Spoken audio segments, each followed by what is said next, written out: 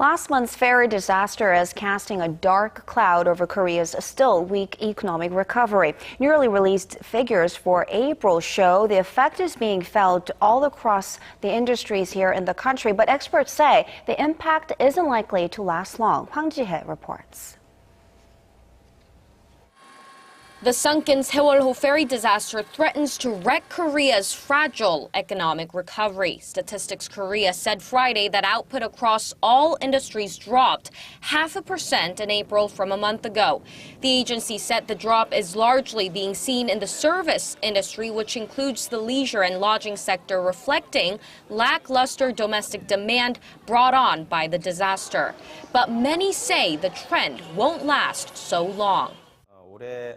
The moderate pace of economic growth comes from the sluggish domestic demand, which is not keeping up with the pace of strong exports.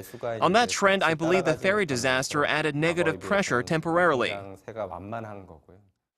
In fact, the nation's industrial output, which is less affected by the ferry disaster, grew 0.1% in April from a month earlier, marking 2 straight months of expansion. Facilities investment also rose more than 2.5%.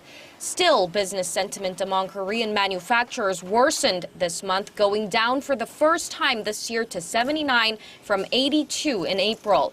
A reading below 100 means pessimists outnumber optimists.